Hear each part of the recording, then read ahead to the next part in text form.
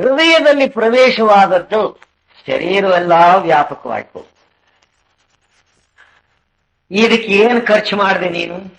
ಇದಕ್ಕೆ ಯಾಗ ಯಜ್ಞ ಜಪ ತಪಗಳು ಒಂದೂ ಬೇಕಿಲ್ಲ ಅಂದ್ರು ಕಬೀರದಾಸ. 5 ಪೈಸೆ ಇದಕ್ಕೆ ಖರ್ಚೇ ಆಗುವುದಿಲ್ಲ. ತಿರುಪತಿಗೆ ಹೋದ್ರೆ ಎಷ್ಟು ಖರ್ಚಾಗ್ತದೆ? ತಲೆನೂ ಬೋಳಿಸ್ಕೋಬೇಕು, ಪಾಕೆಟ್ಗಳೆಲ್ಲ ಬೋಳಿಸ್ಕೋಬೇಕು, ಅಲ್ಲಿ ಒದಿಸ್ಕೊಂಡು ಅವ್ರ ಕೈನಲ್ಲಿ ಕುತ್ತಿಗೆ ಹಿಡಿದು ಹೊರಗೆ ತಳ್ಳಿಸ್ಕೋಬೇಕು. ಇಷ್ಟರ ಮಧ್ಯದಲ್ಲಿ ನಾವು ನೋಡಿದ್ದು ದೇವರು ಯಾವುದು? ಪ್ರಾಣವಿಲ್ಲದ ದೇವರನ್ನು ನೋಡಿ. ಪ್ರಾಣ ಇರುವ ದೇವರು, ನಿನ್ನೊಡನೆ ಮಾತಾಡುವ ದೇವರು, ನಿನ್ನ ಕಷ್ಟ ಸುಖದಲ್ಲಿ ತಾನು ಸಹಾಯ ಕೊಡುವ ದೇವರು. ಇಲ್ಲಿ ಒಳಗೆ ಇರುವಾಗ ನೀನು ಅಲ್ಲೆಲ್ಲ ಯಾಕೋತಿ? ಏನ್ ಕೆಲಸಿತ್ತು ನಿನಗೆ? ಅದನ್ನೇ ಏನಂತಾರೆ ಮಹಾತ್ಮರು, ಇದು ಭಕ್ತಿ ಅಲ್ಲ. ರಾಮ ಗೋವಿಂದ ಹರಿ.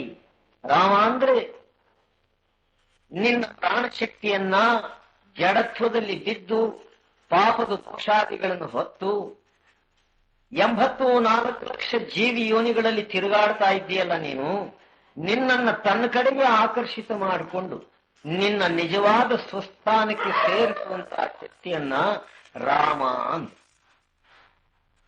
ರಾಮಾಯಣದಲ್ಲಿ ಇದ್ರ ವಿಚಾರ ಬರ್ತದೆ.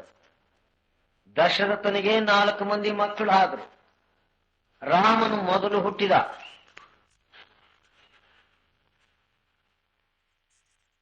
ಅದನ್ನ ತೊಟ್ಲಲ್ಲಿ ಮಲಗಿಸಿ ತೂಗುತ್ತಿದ್ರು. ಆ ಸಮಯಕ್ಕೆ ಸರಿಯಾಗಿ ವಸಿಷ್ಠರು ಅಲ್ಲಿಗೆ ಬಂದರು. ಆ ಮಗುವಿನ ನೋಡಿ ಆನಂದ ಪಟ್ಟು ಏನಂತಾರೆ, ಹೇ ರಾಮ ಅಂದ್ರು. ಎಷ್ಟು ರಮಣೀಯವಾಗಿದ್ದಿ, ಎಷ್ಟು ಸುಂದರವಾಗಿದ್ದಿ. ಆ ರಾಮ ಅಂದ್ರೆ ಅದರದ್ದು ಅರ್ಥ. ಆಗ ದಶರಥ ಏನಂತಾನೆ, ಹೇ ಸ್ವಾಮಿ ಸದ್ಗುರುವೇ, ಆ ರಾಮ ಅನ್ನೋ ಹೆಸರೇ ಅವನಿಗೆ ಇರಲಿ ಅಂದ್ಬಿಟ್ಟು ಅವನಿಗೆ ಆ ಹೆಸರು ಬಿದ್ದು. ಅಂದ್ರೆ ರಾಮನು ಹುಟ್ಟುವುದಕ್ಕೆ ಮೊದಲು ರಾಮ ಅನ್ನೋ ಹೆಸರಿತ್ತು. ಇದನ್ನು ನಾವು ಗ್ರಂಥ ಓದ್ತೇವೆ ಆಗಲಿ, ಈ ಶಿಶುವಿಗೆ ಹೆಸರೇ ಇಲ್ಲ, ಗುರು ಆ ಹೆಸರನ್ನು ನುಡಿದಾಗ ಅದೇ ಇರಲಿ ಎಂದಷ್ಟು ದಶರಥ. ಎಲ್ಲಿಂದ ಬಂತು ಆ ಹೆಸರು?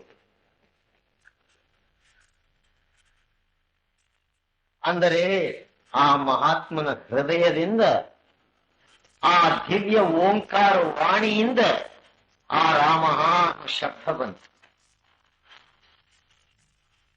ಲಕ್ಷ್ಮಣನ ಜನ್ಮವಾಯಿತು. ಆ ವೇಳೆಯಲ್ಲೂ ದಶರಥನು ಬಂದು ಏನಂತಾನೆ, ಲಕ್ಷ್ಮಣ ಸಾರ್ಥಕ ನಾಮ ಇತಿ. ಯಾಕೆ ಅವನಿಗೆ ಲಕ್ಷ್ಮಣ ಅಂತ ಹೆಸರಿಟ್ರು ಅಂದ್ರೆ, ಆ ರಾಮ ಅನ್ನೋ ಶಿಶುವನ್ನ ತೊಟ್ಲಲ್ಲಿ ಮಲಗಿಸಿದ್ರೆ ಅದರ ಪಕ್ಕದಲ್ಲೇ ಲಕ್ಷ್ಮಣನನ್ನು ಮಲಗಿಸಿದ ತೊಟ್ಲು ಇತ್ತು.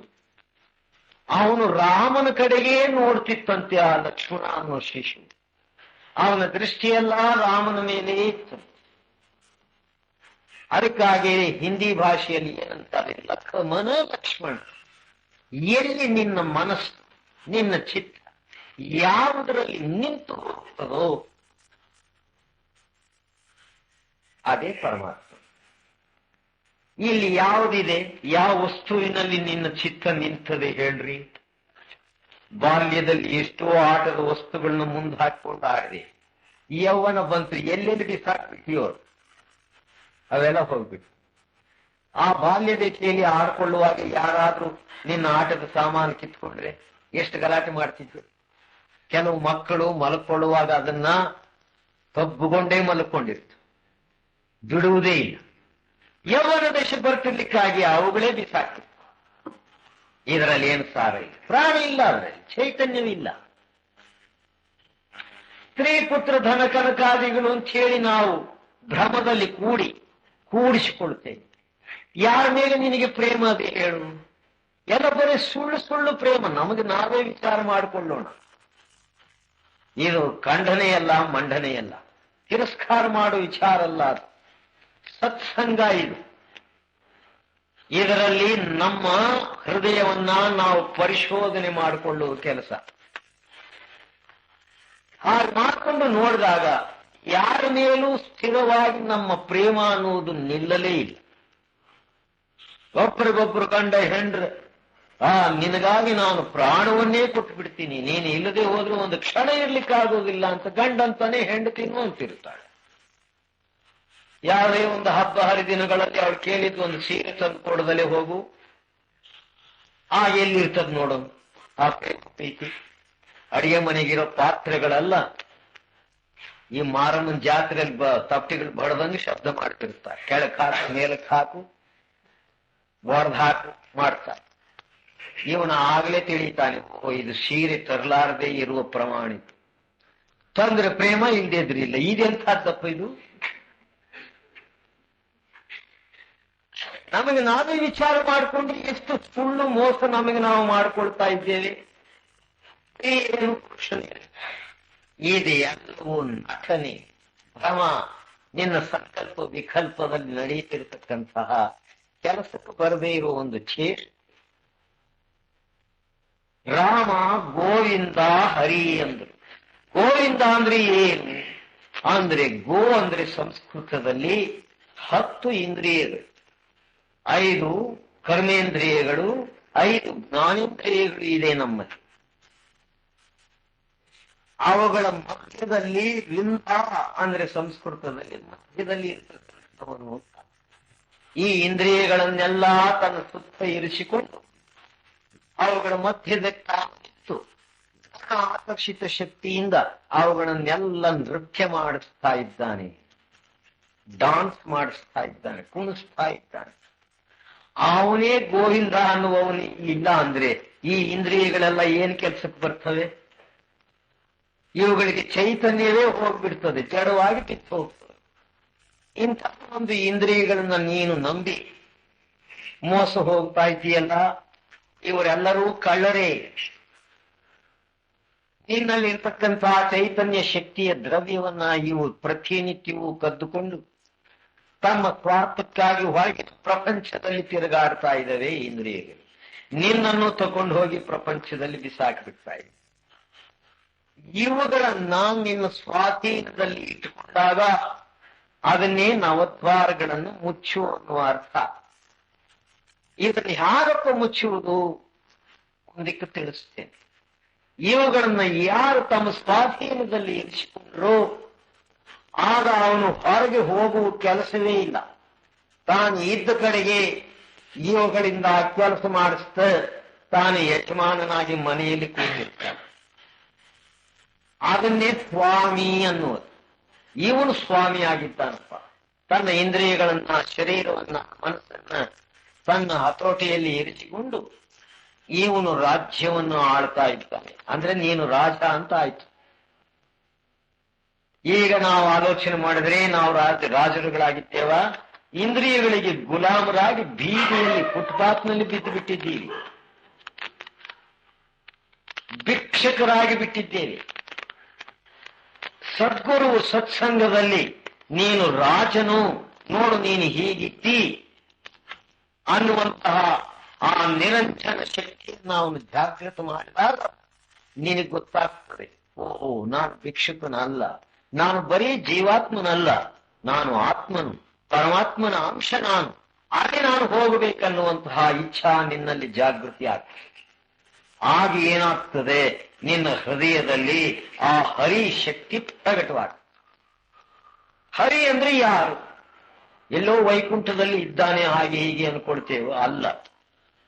ಹರಿ ಅಂದ್ರೆ ನಿನ್ನ ಪಾಪದ ದೋಷಗಳನ್ನೆಲ್ಲ ತಾನು ತಕ್ಕೊಂಡು ನಾನು ಭಕ್ತಿ ವೈರಾಗ್ಯ ಏನು ಸಂತೋಷ ಅನ್ನುವ ಗುಣಗಳನ್ನ ನಿನಗೆ ಕೊಡ್ತಕ್ಕಂಥವನು, ದೈವಿ ಗುಣಗಳನ್ನು ಕೊಡ್ತಕ್ಕಂಥವನು, ತನ್ನಂತೆ ಮಾಡಿಕೊಂಡು ನಿನ್ನ ಜನ್ಮ ಮರಣವನ್ನು ತೆಗೆದು ಹಾಕ್ತಕ್ಕಂಥವನು ಹರಿ. ಇದರದ ಸ್ಮರಣೆ ನೀನು ಮಾಡಯ್ಯ ಅಂದ್ರೆ ನಮ್ಮ ಮನದೇವರು ತಿರುಪತಿ ವೆಂಕಟರಮಣ, ಕುಂದಾಪುರದ ಆಂಜನೇಯ, ಬಳ್ಳಾರಿ ದುರ್ಗಮ್ಮ, ಯಂಕಮ್ಮ, ತಂಕಮ್ಮ ಅನ್ಕೊಂಡು ಹೋಗ್ಬೇಕು. ಇವೆಲ್ಲ ನಿಜವಾಗಿಯೂ ಮನೆ ದೇವರುಗಳೇ ಆಗಿದ್ರೆ ನೀನು ಅಲ್ಲೇ ಇರ್ಬೇಕಾಗಿತ್ತು. ತಿರುಗಿ ಬಳ್ಳಾರಿಗೆ ಯಾಕೆ ಬಂದೆ? ತಿರುಪತಿಗೆ ಹೋಗಿ ಸತ್ಸಂಗವೂ ಕೇಳ್ತ. ನೀನು ನಿಸ್ತಂಗಿ ಆಗುವಂತ ಗುರು ಅಂದ್ರೆ ಇವುಗಳ ಸಂಗತ ಇನ್ನೂ ಬೆಳೆಸ್ಕೋಕೆ ಹೋಗ್ತಾ ಇದೆ. ಜಡವಸ್ತುಗಳ ಸಂಗತವನ್ನು ಬೆಳೆಸಿದ ಹಾಗೆಲ್ಲ ನಿನ್ನ ಚೈತನ್ಯ ಶಕ್ತಿ ನಷ್ಟವಾಗಿ ನೀನು ಒಂದು ದಿವಸ ಜಡವಾಗಿ ಹೋಗ್ತಿ. ಯದ್ಭಾವಂ ತದ್ಭವತಿ. ನಿನ್ನ ಭಾವನೆ ಹೇಗಿರ್ತದ ಅದರಂತೆ ನೀನು ಆಗಿರ್ಬೇಕು. ಅಂದ್ರೆ ನಿನ್ನ ಭಾವನೆಯಲ್ಲಿ ಎಂಥ ಶಕ್ತಿ ಇದೆ ಇದನ್ನೇನಾದ್ರೂ ತಿಳ್ಕೊಂಡ್ರ ಈ ವಿದ್ಯೆಯನ್ನು ಯಾವ್ದಾದ್ರೂ ಕಾಲೇಜು ಯೂನಿವರ್ಸಿಟಿ ಹೇಳ್ಕೊಡ್ತದ? ಇಲ್ಲ, ಅವೆಲ್ಲ ಹೊಟ್ಟೆಪಾಡಿನ ವಿದ್ಯೆ, ಅಹಂಕಾರವನ್ನು ಬೆಳೆಸೋ ವಿದ್ಯೆ ಕಲಿಸ್ತು. ಅದರೊಳಗೆ ನೀನು ಹೋಗಿ ಕೆಟ್ಟುಬಿಟ್ಟೆ, ನೀನು ಹುಟ್ಟಿದ ಮಕ್ಕಳನ್ನೂ ಕೆಡಿಸ್ಬಿಟ್ಟೆ. ಈ ವಿದ್ಯೆ ಕಲಿಸಿದ್ರೆ ಎಷ್ಟು ಚೆಂದಾಗಿರ್ತಿತ್ತು. ಈ ಅಂತರಂಗದ ಪರಮಾರ್ಥದ ವಿದ್ಯೆ ಸಾಧು ಸಂತರಲ್ಲಿ ಕಲಿತಿದ್ರೆ ಈ ವಿದ್ಯೆಗಳೆಲ್ಲ ನಿನ್ನ ಮನೆ ಹತ್ರ ದಾಸವಾಗಿ ಬಿದ್ದಿರ್ತಿತ್ತು. ನಮ್ಮ ಗುರು ಮಹಾರಾಜರಿಗೆ ಹಿಂದಿ, ಮರಾಠಿ ಭಾಷೆ, ಕನ್ನಡ, ಉರ್ದು ಇವು ಬರ್ತಿತ್ತು, ಇಂಗ್ಲಿಷ್ ಬರ್ತಿರ್ಲಿಲ್ಲ. ಆದ್ರೆ ಅನೇಕರು ಇಂಗ್ಲಿಷ್ ಮಾತಾಡೋರು ನಮ್ಮ ಗುರು ಮಹಾರಾಜರ ಸಂಘದಲ್ಲಿ ಬಂದು ಸತ್ಸಂಗ ಕೇಳಲಿಕ್ಕೆ ಕೂಡೋರು. ಕೆಲವರು ಸ್ವಾಮಿ ಇಂಗ್ಲಿಷ್ ನಲ್ಲಿ ಹೇಳ್ರಿ, ನನಗೆ ಆ ಭಾಷೆ ಬರುವುದಿಲ್ಲ, ನೀವು ನಾನು ಹೇಳುವ ಭಾಷೆಯನ್ನು ಕಲಿಸಿ ಬಂದು ಸತ್ಸಂಗ ಕೇಳಲಿಕ್ಕೆ ಕೂಡೋರು. ಕೆಲವರು ಸ್ವಾಮಿ ಇಂಗ್ಲಿಷ್ ನಲ್ಲಿ ಹೇಳ್ರಿ, ನನಗೆ ಆ ಭಾಷೆ ಬರುವುದಿಲ್ಲ, ನೀವು ನಾನು ಹೇಳುವ ಭಾಷೆಯನ್ನು ಕಲಿತು ಕೇಳ್ರಿ ಅನ್ನು. ಕೆಲವರು ಕಲ್ತ್ಕೊಳ್ಳೋರು, ಕೆಲವರು ಕಲ್ತ್ಕೊಳ್ತಿರ್ಲಿಲ್ಲ. ನಮ್ ಗುರು ಮಹಾರಾಜರು ಒಂದು ದಿವಸ ಕೇಳಿದ್ರು, ಈ ಇಂಗ್ಲಿಷ್ ಕಲಿಯೋದು ಹೇಗೆ ಏನೂ ಇಲ್ಲ, ನಮ್ಮದು 52 ಅಕ್ಷರ, ಅದು 26 ಅಕ್ಷರ ಇಂಗ್ಲಿಷ್, ಅದನ್ನ ಕಲಿಯೋದಕ್ಕೆ ಏನಪ್ಪ ಕಷ್ಟ ಇದೆ? ಎಸ್, ನೋ, ಆಲ್, ರೈಟಿಂಗ್ 3 ಕಲ್ತ್ಕೋ, ಇಂಗ್ಲಿಷ್ ಬಂದ್ಬಿಟ್ಟು. ಅವ್ರು ಅಷ್ಟೇ ಮಾಡಿದ್ರು ಇಂಗ್ಲಿಷ್ ಕಲ್ತ್ಕೊಂಡ್ರಿ. ನಾನು ಹಾಗೆ ಅವರಲ್ಲಿ, ನನಗೆ ಹಿಂದಿ ಬರ್ತಿರ್ಲಿಲ್ಲ. ಹಿಂದಿ ಬರದೆ ಹೋದ್ರೆ ಹಂದಿ ಜನ್ಮ ಬರ್ತದಯ್ಯ ಅಂದ್ಬಿಟ್ರು ಒಂದು ದಿವಸ. ಅಯ್ಯೋ ಮನುಷ್ಯತ್ವ ಹೋಗಿ ಹಂದಿ ಆದ್ರೆ ಹೇಗಪ್ಪ ಅಂದು ಆಗಲೇ ಆ ಗುರು ಮಹಾರಾಜರ ಗ್ರಂಥವನ್ನು ತಪ್ಪು ಒಂದು ಬುದ್ಧಿ ಅರ್ಥ ಓದು, ಇದು ಕಾ ಇರ್ಬೋದು, ಇದು ಆ ಇರ್ಬೋದು ಅನ್ಕೋತ ಒಂದೊಂದು ಅಕ್ಷರಗಳನ್ನ ಜೋಡಿಸ್ಕೊಡ್ತಾ ಓದೇ ಬಿಟ್ಟೆ. ಅದೇ ಹಿಂದಿ ಕಲ್ತ್ಕೊಂಡು ಅವ್ರು ಎಷ್ಟು ಹೇಳಿದ್ರು ನಮ್ಗೆ ಹಿಂದಿ ಬರೀಲಿಕ್ಕೆ ಬರೋದು. ಓದ್ತೇವು, ಅರ್ಥ ಮಾಡ್ತೇವು, ಹೇಳ್ತೇವು, ತಿಳಿತೇವು, ಇವೆಲ್ಲ ಬರ್ತವೆ. ಯಾಕಂದ್ರೆ ನನ್ ಗುರು ಹಿಂದಿ ಬರೆಯೋದು ಕಲಿ ಅಂತ ಹೇಳಲಿಲ್ಲ. ಅವನು ಆಜ್ಞೆ ಹಾಕಿದ್ರು ಅದು ಬರ್ತಿತ್ತೋ ಏನು. ಈಗ ನಾವು ಎಷ್ಟು ಪ್ರಯತ್ನ ಮಾಡಿದ್ರು ಬರೀಲಿಕ್ಕೆ ಬರುವುದಿಲ್ಲ. ನಮ್ಗೆ ಉರ್ದು ಭಾಷೆ ಗೊತ್ತಿಲ್ಲ, ತೆಲುಗು ಗೊತ್ತಿಲ್ಲ, ಇವೆಲ್ಲ ಹ್ಯಾಕ್ ಬಂದು? ಅಭ್ಯಾಸೇನೇತು ಕೌಂತಿ. ಅರ್ಜುನನಿಗೆ ಕೃಷ್ಣ ಏನಂತಾನೆ, ಇದೆಲ್ಲ ಹೇಗಪ್ಪ ನಾನು ಮಾಡ್ಬೇಕು? ಇದು ಬಹಳ ಕಷ್ಟ. ಅಂದ್ರೆ ಅಭ್ಯಾಸ ಮಾಡ್ತಾ ಇರೋ ಬರ್ತದೆ. ಹಾಗೆ ಇದು ಕೂಡ ಭಜೋರಯ ಭಯ್ಯ ರಾಮ ಗೋವಿಂದ ಹರಿ. ಮೊದಲು ನಾಲಿಗೆಯಿಂದ ಶುರು ಮಾಡು. ತುಳಸಿದಾಸರು ರಾಮಾಯಣವನ್ನು ರಚನೆ ಮಾಡುವಾಗ ಏನಂತಾರೆ? ಹೇ ರಾಮ, ನೀನು ನಿರಾಕಾರ ನಿರಂಜನನು, ನಿನ್ನ ಚರಿತ್ರೆಯನ್ನು ನಾನು ಬರೀಬೇಕಂದ್ರೆ ಹೇಗಾಗ್ತದ? ನಾನು ನಿನ್ನನ್ನು ನೋಡ್ಲಿಲ್ಲ, ನೀನು ನನ್ನನ್ನು ನೋಡ್ತಿರ್ಬೋದು, ಅದು ನನಗೆ ಗೊತ್ತಿಲ್ಲ. ನಾನು ಹೇಗಪ್ಪ ನಿನ್ನ ಚರಿತ್ರೆಯನ್ನು ಬರೀಲಿ? ನೀನೇ ಜ್ಞಾನ ಕೊಡಬೇಕು ಅಂತ ಪ್ರಾರ್ಥನೆ ಮಾಡ್ತಾರೆ. ಆಗ ನಾರದರು ಅಲ್ಲಿ ಪ್ರಕಟವಾಗಿ ಆ ತುಳಸಿದಾಸರ ನಾಲಿಗೆಯನ್ನು ಹೊರಕ್ಕೆ ತೆಗೆದು ಅದರ ಮೇಲೆ ರಾಮ ಅಂತ ಹೋಗ್ಬಿಡ್ತಾರೆ. ಯಾರು ಹೀಗೆ ಮಾಡಿದ್ರಲ್ಲ, ಏನು ಇದು ಒಂದು ಗೊತ್ತಾಗ್ಲಿಲ್ವೇ ಅನ್ಕೊಳ್ತಾನೆ. ಸಹಜವಾಗಿ ಆ ರಾಮ ಸ್ಮರಣೆ ಆ ನಾಲಿಗೆಯಿಂದ ಶುರುವಾಗುತ್ತೆ. ಆ ಸ್ಮರಣೆ ಶುರುವಾದ್ರೆ ಸರ್ವ ವಿದ್ಯೆಯೂ ಅವನ ಮನೆ ಬಾಗಿಲಲ್ಲಿ ಬಂದಿದ್ದು. ನಿನ್ನನ್ನು ನಾವು ಬಿಟ್ಟು ಹೋಗುವುದಿಲ್ಲ ಅನ್ನುವಂತಹ ವಿದ್ಯಾರ್ಥಿ ದೇವತೆಗಳೆಲ್ಲ ಅವನನ್ನ ಹಿಡ್ಕೊಂಡ್ಬಿಟ್ಟು, ಅವನು ರಾಮಚರಿತ ಮಾನಸ ಅಂತ ಹೇಳಿ ಬರೆದ ಮಹಾಪ್ರೇಮದ ಕಾವ್ಯ. ವಾಲ್ಮೀಕಿ ಬರೆದಂತಹ ಕಾವ್ಯಕ್ಕಿಂತಲೂ ಮನೋಹರವಾದದ್ದು ಸಹಜವಾಗಿ ರಾಮ ತಿಳಿದು ಅದು ರಾಮಚರಿತ ಮಾನಸ ಅಂದ. ವಾಲ್ಮೀಕಿ ಬರೀ ರಾಮಾಯಣ ಅಂದ್ಬಿಟ್ಟ. ನೀವು ನಮಗೂ ಬೇಜಾರಾದ್ರೆ ಅಂತಿರ್ತೀವಿ, ಇದೇಮ್ರ ಪ್ರತಿನಿತ್ಯವೂ ಇಲ್ಲಿ ಇಟ್ಲೋ ರಾಮಾಯಣ ಅಂತಿರ್ತೇವೆ. ಎಲ್ಲಿಗೆ ಇಳಿದು ಬಿಡ್ತು ನಮ್ಮ ರಾಮಾಯಣ? ಅದು ರಾಮಚರಿತ ಮಾನಸ ಅಂದ. ನನ್ನ ಒಳಗೆ ನಡೀತಕ್ಕಂತಹ ಆ ರಾಮನ ವಿಚಿತ್ರ ಘಟನೆಗಳು ಅಂತ ಅದರ ಅರ್ಥ. ನನ್ನ ಒಳಗೆ ನಡೀತಾ ಇದೆ ಆ ರಾಮನ ಲೀಲೆ, ಅದನ್ನ ನೋಡ್ತಾ ನಾನು ಬರೀತೀನಿ ಅಂದು ಧ್ಯಾನಾಸಕ್ತನಾಗಿ ಬರೆದದ್ದು. ಮೊದಲು ನಾಲ್ಗೆಯಿಂದ ಶುರು ಮಾಡಿದ, ಅದು ಹೃದಯದಲ್ಲಿ ಸೇರಿ ಅವನು ಕಾಣವನ್ನೆಲ್ಲ ಕಳಿಸ್ಕೊಂಡು ಬಿಡ್ತ. ಅವನು ಮಹಾಕಾಮಿ ಪುರುಷ. ಅವನ ಹೆಂಡತಿ ನನ್ನ ಮೇಲೆ ಇಟ್ಟಿರುವ ಪ್ರೇಮಾನ ರಾಮನ ಮೇಲೆ ನೀನು ಇಟ್ಟಿದ್ದೀರಿ, ಯಾವಾಗಲೂ ನೀನೇ ರಾಮನಾಗಿ ಹೋಗ್ತಿದ್ಯಲ್ಲ ಅಂದ್ಬಿಟ್ಲು. ಅದೇ ಒಂದು ಮಾತಿಗೆ ಅವನು ಮನೆ ಮಠ ಎಂಡ್ರನ್ನೆಲ್ಲ ಬಿಟ್ಟು ಗಂಗಾ ತೀರದಲ್ಲಿ ಆ ರಾಮನ ಸ್ಮರಣೆಯಲ್ಲಿ ಕೂತು. ನಮಗೂ ನಮ್ಮ ಹೆಂಡಂದ್ರುಗಳು ಅಂತಿರ್ತಾರೆ, ಇವನೆಂತ ಗಂಡಸ ಯಾವಾಗಲೂ ಹೆಂಗಸರ ಮುಂದೆ ಕೂತ್ಕೊಂಡು ಅಂತ ಬೈತಿರ್ತಾರೆ. ಆದ್ರೂ ನಾವೇನಾದ್ರೂ ತುಳಸಿದಾಸನಂತೆ ಬದಲಾವಣೆ ಆದ್ರೇನು? ನೀನು ಅಂದಿದ್ರಿ ಇನ್ನೊಬ್ಬಳು ಅಂದು ಎರಡನೇ ಮ್ಯಾರೇಜಿಗೆ ತಯಾರಾಗ್ತಾರೆ, ಅಲ್ಲಲ್ಲೇ ಸುತ್ತಾಗುತ್ತೆ. ಏನಿದೆಲ್ಲ? ನೀನು ಮನುಷ್ಯನಾಗಿ ನೀನು ಮಾಡಬೇಕಾದ ಕೆಲಸ ಏನು? ಇದೆಲ್ಲ ವಿಚಾರ ಮಾಡಿಕೊಳ್ಳುವುದಕ್ಕೆ ಸತ್ಸಂಗ ಬೇಕು, ಈ ಸ್ಕೂಲ್ ಬೇಕು. ಆ ಸ್ಕೂಲ್ನಲ್ಲಿ ಎಲ್ಲಿ ಬರ್ತವೆ ಇವೆಲ್ಲ? ಇದು ನಿನ್ನ ಚರಿತ್ರ, ನೀನು ಏನು ಮಾಡಬೇಕು, ನಿನ್ನ ಕೆಲಸ ಯಾವುದು ಅನ್ನುವುದು ತೋರಿಸ್ಕೊಡುವುದೇ ಮಹಾತ್ಮರ ಸ್ಕೂಲ್. ಅದಕ್ಕಾಗಿ ಇದನ್ನು ಪರಾವಿದ್ಯಾ ಅಂದ್ರು. ನಿನ್ನ ಒಳಗಡೆ ಇರತಕ್ಕಂತಹ ವಿದ್ಯಾ, ಇದನ್ನು ಕಲಿಯಲಿಕ್ಕೆ ಒಂದು ಕಾಸು ಖರ್ಚಾಗುವುದಿಲ್ಲ, ಶ್ರಮವೇ ಇಲ್ಲ. ಸುಮ್ಮನೆ ಕೂತು ಕಲಿಯೋದು, ಸುಮ್ಮನೆ ಕೂತು ಬಿಡು. ಗುರು ಏನಂತ, ನೀನು ಸುಮ್ಮನೆ ಕೂತ್ಕೋ ಅಂತ. ನಿಮ್ ಮನೆಗೆ ಯಾರಾದ್ರೂ ಬಂದ್ರು ಕೂಡ ಕೂತ್ಕೊಳ್ರಿ ಅಂತೀರ. ನಿಂತ್ಕೊಂಡಿದ್ರೆ ನಿನಗೇನು ಕಷ್ಟ?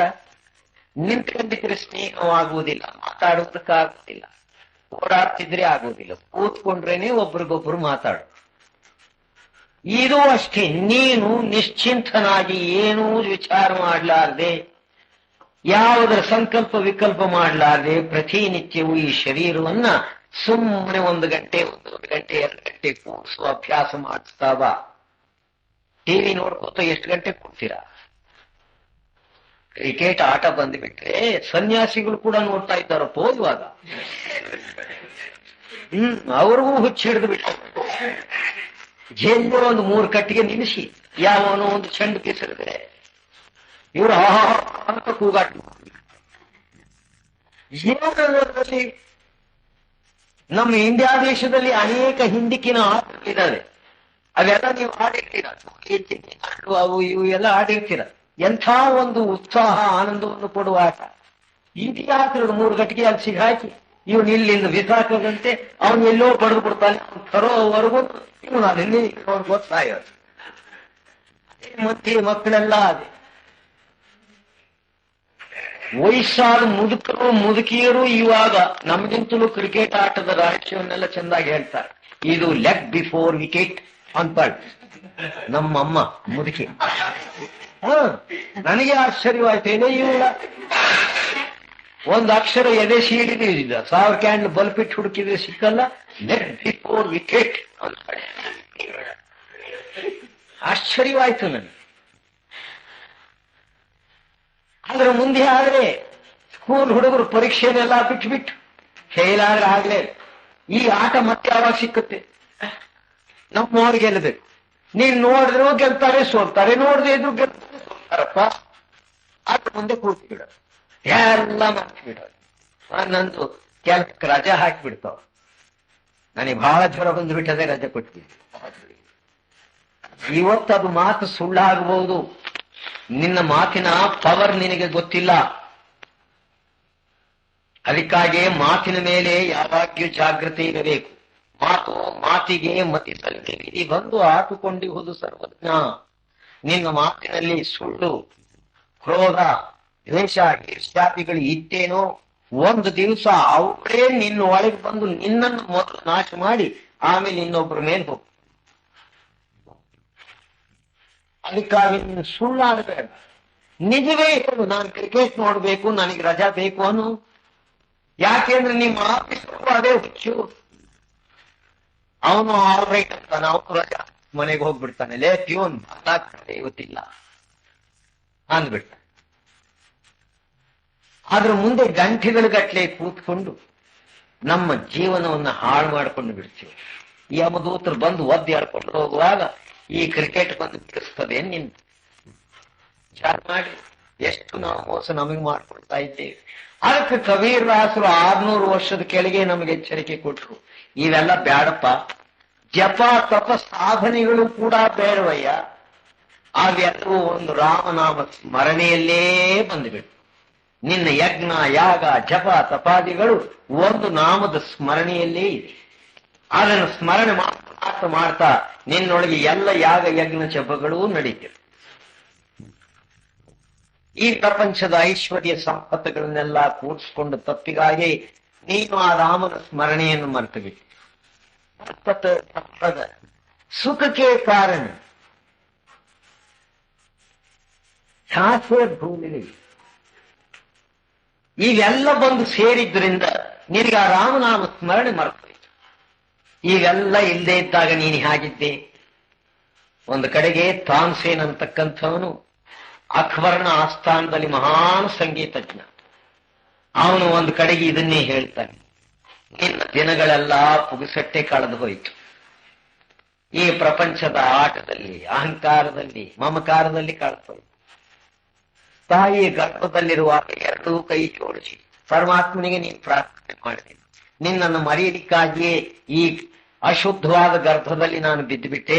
ಹೇ ಪರಮಾತ್ಮನೇ, ಗರ್ಭದ ಸ್ಥಾನದಿಂದ ನನ್ನನ್ನು ಬಿಡಿಸು, ನಿನ್ನ ಸ್ಮರಣೆ ಮರೆಯುವುದಿಲ್ಲ ಅಂತ ಹೇಳಿ ಮಾತು ಕೊಡ್ಲಿಕ್ಕಾಗಿ ದಯಾಳುವಾದಂತಹ ಶಕ್ತಿ ನಮ್ಮನ್ನ ಗರ್ಭಕೋಶದಿಂದ ಹೊರಗೆ ಹಾಕ್ತು. ನೀನು ಹೇಗೆ ಹುಟ್ಟಿದೆ ಅಂತ ಕೇಳಿ, ಕೋಶಾಸ್ಪತ್ರೆಯಲ್ಲಿ ಹುಟ್ಟುಬಿಟ್ಟೆ ಅಂತಾರೆ.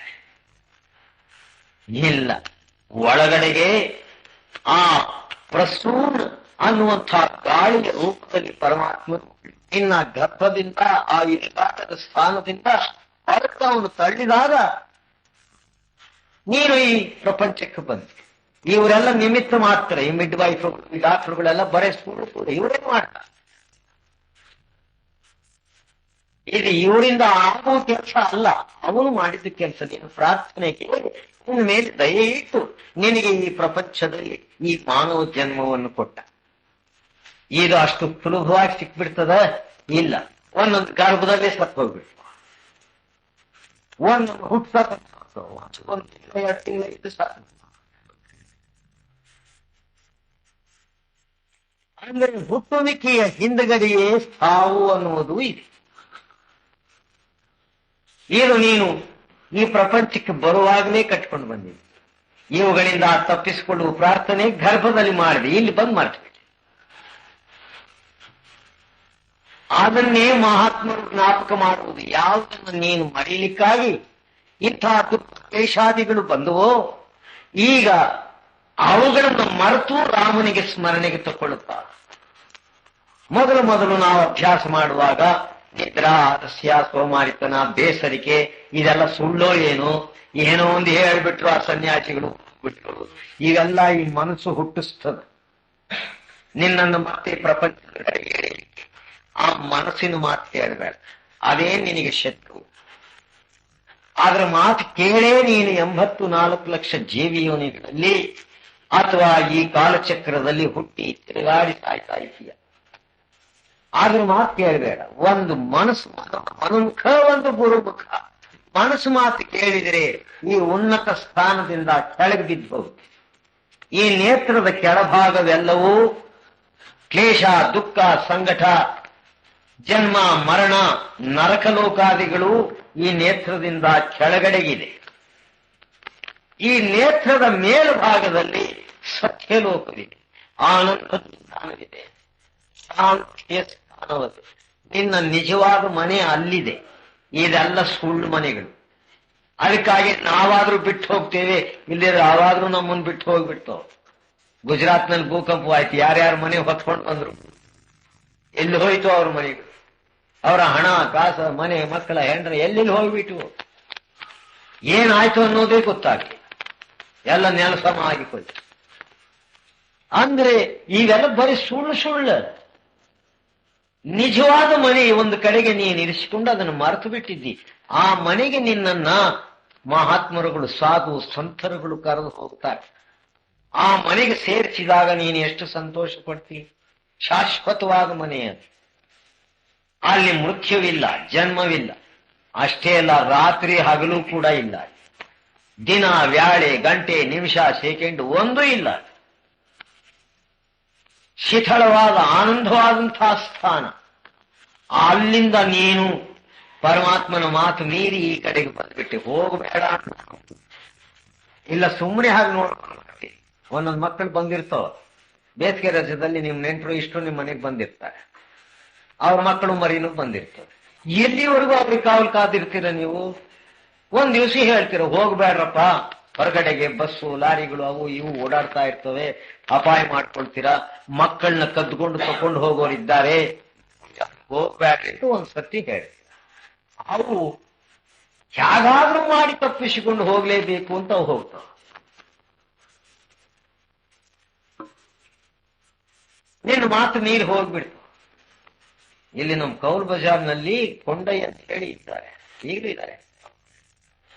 ಆತನ ಮೊಮ್ಮಗಳು ಏನು, ಅವರಿಗೆ ನಾವೇ ಹೆಸರಿಟ್ಟಿದ್ವಿ ಸಂತವಾಣಿ ಅಂತ. ಆ ಮಗು ಆಡ್ಕೊಳ್ತಾ ಇದ್ರೆ ಯಾರು ತಕೊಂಡು ಹೋಗ್ಬಿಟ್ರು. ಅವನು ನಮ್ಮೂರ್ನೋನೆ, ದೊಂಗ ಗೋವಿಂದ ಅಂತ ಕರೀತಿದ್ವಿ. ಅವನು ಬಹಳ ಅಸಾಧ್ಯ. ಅವನು ಆ ಮಗುವನ್ನ ಎತ್ಕೊಂಡು ಹೋಗ್ಬಿಟ್ಟಿದ್ದಾನೆ. ಅವರೆಲ್ಲ ಪಾಪ ಹುಡುಕಾಡಿ ಬಹಳ ದುಃಖದಿಂದ ಅಯ್ಯೋ ಹೀಗಾಯ್ತಲ್ಲ ಅಂತ ನನ್ನ ಹತ್ರ ಬಂದು ಹೇಳಿದ್ರು. ನಾವು ಇಲ್ಲಿ ನಮ್ಮ ಸತ್ಸಂಗ ಮುಗಿಸ್ಕೊಂಡು ಅವತ್ತಿನ ದಿವಸವೇ ಪ್ರಯಾಣ. ಸಿಗ್ತಾರೆ, ಎಲ್ಲಿ ಹೋಗೋದಿಲ್ಲ, ನೀವೇನ್ ಚಿಂತೆ ಮಾಡಬೇಡ್ರಿ ಅವ್ರಿಗೆ ಹೇಳಿ ನಾವು ಹೋಗ್ಬಿಟ್ಟು. ನಮ್ಮೂರಿನಲ್ಲಿ ಏನಾಗಿದೆ, ಅದು ಹಳ್ಳಿ ಆದ್ರಿಂದ ಬೇಗ ಏನ್ ನಡೆದ್ರೂ ಗೊತ್ತಾಗಿ ಹೋಗ್ಬಿಡ್ತು. ಇರುವುದು ಸ್ವಲ್ಪ ಜನಸಂಖ್ಯೆ, ಸ್ವಲ್ಪ ಮನೆ. ಅಲ್ಲಿ ಯಾರು ಹೊಸಬರು ಬಂದರೂ ಕೂಡ ಗೊತ್ತಾಗಿ ಹೋಗ್ತು. ಏನೊಂದು ನಡೆದ್ರು ಆಗಿಂದಾಗ್ಲೂ ಒಂದು ಮನೆ ತಿಳಿಯಲ್ಲ, ಏನಾಗುತ್ತೋ ಏನಿಲ್ವೋ ಗೊತ್ತೇ ಇಲ್ಲ. ಅಲ್ಲಿಗೆ ನಾವು ಹೋಗ್ತಿರ್ಲಿಕ್ಕಾಗಿ ಏನಾಗಿದೆ,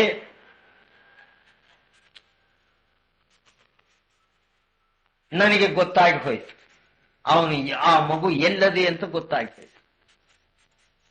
ಊರೊಳಗೆ ಬರ್ತಿರ್ಲಿಕ್ಕಾಗಿ ಆ ಮಗು ಸಿಕ್ಬಿಡ್ತು. ನಿನ್ ಮಗು ಸಿಕ್ಕ್ಯದಪ್ಪ ಕೊಂಡಯ್ಯ, ಏನ್ ಚಿಂತೆ ಮಾಡಬೇಡ. ನಾವು ಆಶ್ರಮದೊಳಗೆ ಹೋದ್ವಿ. ಇಲ್ಲಿ ಕೊಂಡಯ್ಯ ಮನುಗಳಲ್ಲಿ ಮೋಸ್ಕೊಂಡು ಚಿಡಿಸಿನಾರು ಗುರ್ತುಪಟ್ಟಿರ್ತೀನಿ ನೀವು.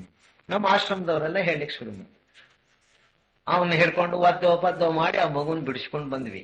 ಅವನು ಮಹಾ ಕಠಿಣವಾದಂತಹ ಕಾರಾಗೃಹದಲ್ಲೂ ಆ ಶಿಕ್ಷೆ ಕೊಡುವುದಿಲ್ಲ. ಆಗ ಆ ಮಗು, ಸಣ್ಣ ಮಗುನ ಅಷ್ಟೇ ಹಿಂಸೆ ಮಾಡಿ ಇಟ್ಬಿಟ್ಟಿದ್ದ. ಅವನ ಚೆಂದಾಗಿ ಒದ್ದು ಊರವರೆಲ್ಲ ಸೇರ್ಕೊಂಡು ಒದ್ದು ಅವನು ಊರು ಬಿಡಿಸಿಬಿಟ್ರು. ಅವನು ಎಲ್ಲೋ ಇನ್ನೊಂದ್ ಕಡೆಗೆ ಕಳ್ತನ ಮಾಡಿ ಸಿಕ್ಬಿಟ್ರೆ ಆ ಮನೆಯವರು ಅವನನ್ನು ಸೇರ್ಕೊಂಡು ಅವನ ಪ್ರಾಣನೇ ತೆಗೆದ್ಬಿಟ್ರು. ಅತ್ತೆ ಹೋಗ್ಬಿಟ್ರು. ಅಂದ್ರೆ ಈ ಪ್ರಪಂಚ ನಮ್ಮದಲ್ಲ. ಇಲ್ಲಿ ನಮ್ಮನ್ನ ಯಾರ್ಯಾರೋ ಕದ್ದುಕೊಂಡು ತಗೊಂಡು ಕಿತ್ಕೊಂಡು ಬರೋರು ಯಾರಿದ್ದಾರೆ? ಯಾರು? ಅದೇ ಭಗವದ್ಗೀತೆಯ ರಹಸ್ಯ. ನೀನು ಇಂಥವರುಗಳ ಕೈಗೆ ಸಿಕ್ಕಿ ಅವರ ಸಂಗತದಲ್ಲಿ ಸೇರಿಬಿಟ್ಟಿದ್ದೀಯ ಅರ್ಜುನ. ಅದಕ್ಕಾಗಿ ನಿನ್ನ ಜ್ಞಾನ ವಿವೇಕ ಎಲ್ಲ ಹಾಳಾಗಿ ಹೋಗಿಬಿಟ್ಟದೆ. ಈಗ ಅವ್ರ ಸಂಘಗಳನ್ನೆಲ್ಲ ಬಿಟ್ಟು ನನ್ನಲ್ಲಿ ಶರಣಾಗಿ ನನ್ನ ಸಂಗತ ಮಾಡು. ನೀನು ಯಾರು, ಎಲ್ಲಿಯವನು ಅನ್ನುವುದನ್ನು ನಾನು ಹೇಳ್ತೀನಿ, ಅದರಂತೆ ನೀನು ಅಭ್ಯಾಸ ಮಾಡಯ್ಯ. ಅದು ಅವನಿಗೆ ಹಿಡಿಯಿತು. ಅವನಂತೆ ಕೇಳ್ದ, ಅದನ್ನು ಮಾಡಿ ತೋರಿಸಿದ. ಅದೇ ಭಗವದ್ಗೀತಾ. ಭಗ ಅಂದ್ರೆ ಗುಪ್ತವಾಗಿ ಇದ್ದದ್ದು, ಗೀತಾ ಅಂದ್ರೆ ಸೌಂಡ್, ಶಬ್ದ, ಸಂಗೀತ. ಉತ್ ಅಂದ್ರೆ ಮೇಲೆ, ಎಲ್ಲಿ ಅಂದ್ರೆ ಈ ಶರೀರದೊಳಗೆ, ಈ ಗುಪ್ತವಾದ ಸ್ಥಾನದಲ್ಲಿ ಆ ಪರಮಾತ್ಮನ ದಿವ್ಯ ವಾಣಿ, ಆ ಮಧುರವಾಣಿ, ಆ ಕೋಮಲವಾಣಿ, ಆ ಓಂಕಾರ ಧ್ವನಿ ಸದೌಕಾಲ ನಡೀತಾ ಇದೆ. ಅದನ್ನ ಕೇಳಿದ್ರೆ ನಿನಗಾಗುವ ಆನಂದವನ್ನ ಹೇಳಲಿಕ್ಕೆ ಬರುವುದಿಲ್ಲ. ಅದಕ್ಕೆ ಅಕ್ಷರಗಳೇ ಇಲ್ಲ, ವರ್ಣನೆ ಮಾಡಲಿಕ್ಕೆ ಬರುವುದಿಲ್ಲ. ಅಂಥ ಪರಮಾತ್ಮನ ದಿವ್ಯ ವಾಣಿ ನಿನ್ನಲ್ಲಿ ಪ್ರಕಟವಾಯಿತೇನೋ ಅದರಲ್ಲಿ ನೀನು ಆಕರ್ಷಿತವಾಗ. ಆ ವಾಣಿ ತಾನು ಎಲ್ಲಿಂದ ಬಂದಿದೆಯೋ ಅಲ್ಲಿಗೆ ನಿನ್ನನ್ನು ಕರೆದು ಹೋಗ್ಬಿಡ್ತು. ಅದನ್ನೇ ಪಲ್ಟುವುದಾದ್ರೆ ಏನಂದ್ರು? ರಾಮ ಅಂದ್ರು. ಕಹತ್ ಕಬೀರ ಜಾಮುಖ ರಾಮನ ಗೋಮುಖ ಧೂಳು ಹರಿ. ಎಂಥ ಮಾತು ಹೇಳಿದ್ರಿ! ಯಾರ ಮುಖದಲ್ಲಿ ಆ ರಾಮನಾಮದ ಸ್ಮರಣೆ ಅನ್ನುವುದೇ ಇಲ್ವೋ ಅವನು ಬಾಯಿಯೊಳಗೆ ಬರೇ ಪ್ರಪಂಚದ ಧೂಳು ಧುಮ್ಮು ತುಂಬಿಕೊಂಡು ಬಿಟ್ಟರು. ಇನ್ನೇನು ಅವನ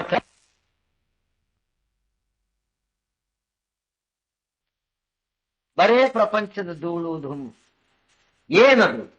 ನಾನು ನನ್ನದು ಅನ್ನೋ ಮಮಕಾರಾದಿಗೆ, ಈ ಹೆಂಡ್ರ ಮಕ್ಕಳ ಕುಟುಂಬ ಪರಿವಾರಾದಿಗೆ, ಮನಿ ಮಠ ಭೂಮಿ ಅಂತಕ್ಕ ಇವೆಲ್ಲ ಬರೀ ಧೂಳು ಧುಮ್ಮು. ಇವು ಆ ರಾಮನಾಮದ ಸ್ಮರಣೆಗೆ ತೋರ್ಪಡಿಸಿ ನಿನ್ನ ಒಳಗೆ ತುಂಬಿಕೊಂಡು ಬಿಟ್ಟದೆ. ಈ ಮುನ್ಸಿಪಾಲಿಟಿ ಕಚಡ ಅಂತ ತೆಗಿಯೋರು ಯಾರು ಇದನ್ನು ತೊಳೀತಾರೆ? ಒಳಗೆ ಸೇರಿಬಿಟ್ಟದಲ್ಲ. ಇದನ್ನೆಲ್ಲ ಹೊರಕ್ಕೆ ಹಾಕಿದ್ರೆ ಆಗ ನಿನ್ನ ಮನೆ ಶುದ್ಧವಾಗ್ತದೆ, ನಿರ್ಮಲವಾಗ್ತದೆ. ಆ ನಿರ್ಮಲವಾದಂತಹ ಮನೆಯಲ್ಲಿ ಆ ಪರಮಾತ್ಮ ಶಕ್ತಿ ಪ್ರಕಟವಾಗ್ತದೆ. ಅದನ್ನೇ ಏನಂದ್ರು ಹೊರಟು ರಾಮ, ನೀನು ನನ್ನಲ್ಲಿ ಪ್ರಕಟವಾದೆ, ನಿನ್ನನ್ನು ನೋಡಿದೆ, ಇನ್ನೊಂದು ನೋಡಬೇಕು ಅನಿಸುವುದಿಲ್ಲ ನನಗೆ. ನನ್ನ ತಪ್ಪುಗಳನ್ನೆಲ್ಲ ಕ್ಷಮಿಸು. ಈಗ ನಿನ್ನ ಸ್ಮರಣೆಯಲ್ಲಿ ನಾನು ಮಗ್ನವಾಗಿಬಿಡ್ತೇನೆ, ಸೇರಿ ಹೋಗ್ಬಿಡ್ತೇನೆ. ಇನ್ನೇನೂ ನನಗೆ ಬೇಕಿಲ್ಲ ಅಂತ. ಅವರು ಕುಲದಲ್ಲಿ ಜಾತಿಯಲ್ಲಿ ವೈಶ್ಯರು, ವ್ಯಾಪಾರ ಮಾಡ್ತಿದ್ದವರು. ಅಯೋಧ್ಯ ನಗರದ ಹತ್ತಿರ ಒಂದು ಗ್ರಾಮ, ಅಲ್ಲಿ ಇದ್ದವರು. ಈಗೆಲ್ಲ ಒಂದು 230 ವರ್ಷದ ಕೆಳಗಿನವರು, ನೀನು ಬಹಳ ಸಾವಿರಾರು ವರ್ಷದವರಲ್ಲ. ಬಡತನದ ಕುಟುಂಬ, 6-7 ಮಂದಿ ಮಕ್ಕಳು. ಅವರು ಇದ್ದ ಊರು ನಂಗಾಪುರ್ ಅಂತ. ಹಿಂದಿ ಭಾಷೆಯಲ್ಲಿ ನಂಗ ಅಂದ್ರೆ ಅಲ್ಲಿ ಬಟ್ಟೆಗಳೇ ಇಲ್ಲ, ಎಲೆ ಸೊಪ್ಪು ಸದೆ ಕಟ್ಕೊಳ್ಳೋರು, ಅದೇ ಬಟ್ಟೆ ಅವ್ರಿಗೆ. ಅಂಥ ಊರಲ್ಲಿ ಇವನು ಕಿರಾಣಿ ಅಂಗಡಿ ಇಟ್ಕೊಂಡ್ರೆ ಎಂತ ವ್ಯಾಪಾರ ಆಗಬಹುದು? ಅವನ ಜೀವನ ಹೇಗಿರ್ಬೋದು ನಾವೇ ಆಲೋಚನೆ ಮಾಡಿದ್ರೆ ಎಂಥ ದುರ್ಭರವಾದಂತಹ ಸ್ಥಿತಿ ಅದು. ನಮ್ಮ ದಕ್ಷಿಣ ಭಾರತವೇ ಮೇಲು, ಆ ಕಡೆಗೆ ಹೋಗಲೇಬಾರದು, ಅದು ನೋಡ್ಲೇಬಾರದು. ಅಷ್ಟು ವಿಚಿತ್ರವಾದಂತಹ ದರಿದ್ರ ಊರುಗಳು ಕೊಂಪೆಗಳು. ಅವರ ವೃತ್ತಿ ವ್ಯವಹಾರಾದಿಗಳೆಲ್ಲವೂ ಮಹಾ ಕಠೋರವಾದದ್ದು. ಅವರ ಭಾಷೆಯೂ ಹಾಗೆ, ಅವರು ತಿನ್ನುವ ಆಹಾರಾದಿಗಳು ಅಂಥವು. ನಮ್ಮ ದಕ್ಷಿಣ ಭಾರತ ಬಹಳ ಸೌಮ್ಯ ಶಾಂತಿಯಿಂದ ಇರುವ ಜಾಗ. ನಾವೇನ್ ಮಾಡ್ತೀವಿ? ಟೂರ್ ಹೋಗ್ತೀವಿ, ಹೋಗ್ತೀವಿ. ಅಯೋಧ್ಯ ಯಾಕದಿದೆ ಅಲ್ಲಿ ಅಯೋಧ್ಯದಲ್ಲಿ? ಅಯೋಧ್ಯ ಅಷ್ಟು ಸಂಪೂರ್ಣ ಸುಖ ಕೊಡುವ ಸ್ಥಾನವೇ ಆಗಿದ್ದಿದ್ರೆ ರಾಮ ಸರಿಯೂ ನದಿಯೊಳಗೆ ಬಿದ್ದು ಯಾಕೆ ಪ್ರಾಣ ಕಳ್ಕೊಳ್ತಿದ್ದ? ಅಯ್ಯೋ, ರಾಮನೇ ಹೋಗಿ ನಾವ್ ಯಾಕಿರ್ಬೇಕು ಅಂತ ಅಂಟಮ್ಮಂದೆಲ್ಲ ನದಿ ಒಳಗೆ ಬಿದ್ದು ಸತ್ಬಿಟ್ರಲ್ಲ, ಯಾಕೆ ಹೋಗ್ಬಿಟ್ರು? ಇದು ಯಾವುದೂ ನಿಜವಾದ ಸ್ಥಿತಿ ಅಲ್ಲ, ಸುಖ ಕೊಡುವ ಸ್ಥಾನವಲ್ಲ ಅಂದ್ಬಿಟ್ರು. ಪ್ರಾಣ ಕಟ್ಟಿ ಸೂಯಿಸೈಡ್ ಮಾಡ್ಕೊಂಡು ಹೋಗ್ಬಿಟ್ರು. ಅವ್ರು ನಮಗೆ ದೇವರು ಅಲ್ಲ, ನಾವು ಅನ್ನುವ ದೇವರೇ ಬೇರೆ. ಅದು ನಿನ್ನ ಒಳಗೆ ಇರುವ ದೇವರು. ಈಗ ನಾವು ಸತ್ಸಂಗ ಮಾಡ್ತಾ ಇದ್ದೇವೆ, ಈ ಶಬ್ದವನ್ನು ಯಾರು ಉಚ್ಚಾರ ಮಾಡ್ತಾ ಇದ್ದಾರೆ, ಅದು ಎಲ್ಲಿಂದ ಬರ್ತಾ ಇದೆ? ಅದಕ್ಕೆ ಮೂಲ ಗಮ್ಯ ಸ್ಥಾನ ಯಾವುದು? ಅದಕ್ಕೆ ಆಧಾರ ಯಾವುದು? ಈ ಅಕ್ಷರಗಳನ್ನೆಲ್ಲ ನುಡಿಸ್ತಿರುವ ಕಂಠಸ್ಥಾನದೊಳಗೆ ಹಾರ್ಮೋನಿಯಂ ಇಟ್ಟಿದ್ದಾನೆ ಆ ಪರಮಾತ್ಮ. ತಾನು ಶ್ವಾಸ ರೂಪವಾಗಿ ಅಲ್ಲಿ ಒಂದೊಂದು ಮನೆಗಳನ್ನು ಒತ್ತಿದ್ರೆ ಒಂದೊಂದು ಅಕ್ಷರ ಉತ್ಪತ್ತಿ ಆಗ್ತದೆ. ಒಂದೇ ಧ್ವನಿಯನ್ನ ಆ ಮನೆಗಳ ಮೇಲೆ ಒತ್ತಿದ್ರೆ ಅನೇಕ ಅಕ್ಷರಗಳಾಗಿ ರಾಗಿಣಿಗಳಾಗಿ ಹೊರಗೆ ಬರ್ತದೆ. ಆ ಧ್ವನಿಯೇ ಇಲ್ಲ ಅಂದ್ರೆ ನೀನೇನು ಒತ್ತುತ್ತೀಯಲ್ಲಿ? ಇದಕ್ಕೆ ನಾವು ತಿಳಿಯಲಾರದೆ ಅಜ್ಞಾನದಲ್ಲಿ ಬಿದ್ದು ಅಹಂಕಾರದಲ್ಲಿ ಹೋಗ್ಬಿಡ್ತಾ ಇದ್ದೇವೆ. ಅದಕ್ಕೆ ರಾಮ ಮೇ ರಾಮ ಕಾ ತಾಸೆ ರಹೋ ನಿಸಂಕ. ಅವನು ನನ್ನಲ್ಲಿ ಅದನೇ, ನಾನು ಅವನಲ್ಲಿ ಇರುವುದು. ಆದ್ದರಿಂದಲೇ ನಾನು ಶಾಂತಿಯಿಂದಲೂ ಏನೊಂದು ಸಂಕಲ್ಪ ವಿಕಲ್ಪ ಇರಲಾರದೆಯೂ ಹಾಯವಾಗಿ ನಿಶ್ಚಿಂತನಾಗಿದ್ದೇನೆ. ಪುರಂದರದಾಸರು ಒಂದು ಕಡೆಗೆ ಏನಂತಾರೆ, ಯಾರು ಹೀಗೆ ನಿಶ್ಚಿಂತರಾಗಿ ಇದ್ದಾರೋ ಅವರ ಅಂತರದಲ್ಲಿ ಆ ರಾಮನಾಮ ಇರ್ತದೆ. ಅದು ಸುಮ್ಮನೆ ಸಿಕ್ಕುವುದಿಲ್ಲ. ಅದು ಜನ್ಮ ಜನ್ಮಾಂತರದ ಪಾಪ ದೋಷಗಳನ್ನು ಕಳ್ಕೊಂಡವನ ಚಿತ್ತದಲ್ಲಿ ಅದು ಪ್ರಕಟವಾಗ್ತದಪ್ಪ. ಪಾಪ ಯಾವುದು ಇಲ್ಲಿ ನಮಗನ್ನಿಸ್ತದೆ, ಓಹೋ ನಾವೇನೇನೋ ಪಾಪ ಮಾಡಿಬಿಟ್ಟಿರುವುದರಿಂದ ನಮಗೆ ಪರಮಾತ್ಮನ ಕೃಪಾ ದಯಾ ಆಗುವುದಿಲ್ಲ ಅನ್ಕೊಂಡ್ವಿ. ಅದು ಯಾವುದು ಪಾಪ? ನಿನ್ನ ಮನಸ್ಸು ಒಪ್ಪಲಾರದೆ ದೇಹ ಮಾಡಿದ್ದು ಪಾಪ ಅಲ್ಲ. ಮನಸ್ಸು ಒಪ್ಪಿತು, ದೇಹ ಒಪ್ಪಲಿಲ್ಲ, ಅದು ಪಾಪವಲ್ಲ. ಆಗ ನೀನು ಮಾಡಿದ್ದು ಪಾಪ, ನಿನಗೆ ಸಂಬಂಧ ಇಲ್ಲ. ಇವೆರಡೂ ಪಾಪಕ್ಕೆ ಸೇರಿತು, ನಿನ್ನ ವಚನ ಅದರಲ್ಲಿ ಸೇರಲಿಲ್ಲ, ಅದು ಪಾಪ. ಪಾಪ ಯಾವುದಪ್ಪ ಅಂದ್ರೆ, ನೀನು ಗರ್ಭದಲ್ಲಿ ಇದ್ದು ಮಾತು ಕೊಟ್ಟಿಯಲ್ಲ ನಿನ್ನ ಸ್ಮರಣೆ ಮಾಡ್ತೀನಿ ಅಂತ, ಅದನ್ನು ಮರ್ತಿದ್ದ ಪಾಪ. ಇನ್ಯಾವ ಪಾಪವೂ ನಿನ್ನನ್ನೇನೂ ಮಾಡ್ಲಾರದು. ಇದು ಒಂದೇ ದೊಡ್ಡ ಪಾಪ. ಅವನನ್ನು ಮರೆಯಲಿಕ್ಕಾಗಿ ನಿನ್ನಲ್ಲಿ ಇವೆಲ್ಲ ಹುಟ್ಟುಬಿಟ್ಟು, ಅದೇ ಪಾಪ. ಆ ಪಾಪ ದೋಷಗಳನ್ನು ಕಳ್ಕೊಳ್ಳಬೇಕು. ಅದು ಹೇಗೆ ಕಳ್ಕೊಳ್ಳೋದು ಅಂದ್ರೆ, ಇತರೆ ಚಿಂತನೆಗಳನ್ನೆಲ್ಲ ಬಿಟ್ಟುಬಿಟ್ಟು, ವ್ಯರ್ಥವಾದ ಚಿಂತನೆಗಳು, ಬರೇ ನಿನ್ನಲ್ಲಿ ಒರಿ, ಟೆನ್ಷನ್, ತಲೆಯೆಲ್ಲ ಕಾವತ್ತಿ ಬಿಡ್ತದೆ, BP ಬಂದು ಬಿಡ್ತದೆ. ಡಾಕ್ಟರ್ ಹತ್ರ ಹೋಗ್ತೇವೆ, ಯಾಕೆ ಬಂತು BP? ಮಾಡಬಾರದು ಚಿಂತಾ ಮಾಡ್ತಾ ಇದ್ದಿ, ನಿನಗೆ ಸಂಬಂಧವಿಲ್ಲದ ಚಿಂತಾ ಮಾಡ್ತಾ ಇದ್ದಿ. ನಿನ್ನ ಚಿಂತಾ ಮಾಡಿ ನೋಡು, ಅಲ್ಲಿ BP ಇಲ್ಲ, ಏನಿಲ್ಲ. ಮಾರ್ಕ್ ಟ್ವೈನ್ ಅನ್ನೋ ಒಬ್ಬ ಮಹಾನ್ ಕವಿ, ಅವನ ರಚನೆಗಳು ಪರಮಾರ್ಥದಿಂದ ತುಂಬಿ ನಮಗೆ ನಗಿಸ್ತಾ ಹೇಳ್ತದೆ ಪರಮಾರ್ಥ. ಅವನು ಒಂದ್ ದಿವಸ ಆಲೋಚನೆ ಮಾಡಿದ, ನಾನು ನೋಡಿಲ್ಲ, ದೇವ್ರನ್ನ ಕೇಳಲಿಲ್ಲ, ಅವನ ಅಡ್ರೆಸ್ ಗೊತ್ತಿಲ್ಲ, ಅವನ ಚಿಂತೆ ಹೇಗೆ ಮಾಡ್ಬೇಕು? ಅದು ಬ್ಯಾಡ ಬಿಡು, ನನ್ನನ್ನು ನಾನು ನೋಡ್ಕೊಳ್ತಾ ಇದ್ದೀನಿ. ಕನ್ನಡಿ ಮುಂದೆ ನಿಂತ್ಕೊಂಡ್ರೆ ನಾವು ಕಾಣಿಸ್ತೀವಿ, ಇನ್ನೊಬ್ರು ಹೇಳ್ತಾರೆ ನೀನ್ ಕಾಣಿಸ್ತಾ ಇದ್ದೀನಿ, ಇಲ್ಲ ಪ್ರಮಾಣ ಸಿಗ್ತದೆ, ಓ ನಾನಿದ್ದೀನಿ. ಅವನೇನ್ ಮಾಡಿಬಿಟ್ಟ, ಪ್ರತಿನಿತ್ಯ Mark Twain Mark Twain Mark Twain ಅಂತ ಹೇಳಿ ಇದೇ ನಾಮಸ್ಮರಣೆ ಹಿಡಿದ್ಬಿಟ್ಟ. ಒಂದ್ ದಿವಸ ಏನಾಗಿ ಹೋಯ್ತು, ಎಲ್ಲ ಚಿಂತನೆಗಳು ಹೋಗ್ಬಿಟ್ಟು ನಿಶ್ಚಿಂತನಾಗ್ಬಿಟ್ಟ. ತನ್ನ ಚಿಂತೆ ಒಳಗೆ ನಿಶ್ಚಿಂತೆ ಬರೋದು, ಆಗಲೇ ನಮಗೆ ನಿಜವಾಗಿ ಒಳ್ಳೆಯ ಪ್ರಶಾಂತವಾದ ನಿದ್ರಾ, ಸಂತೋಷ, ಶಾಂತಿ ಸಿಕ್ಕೋದು.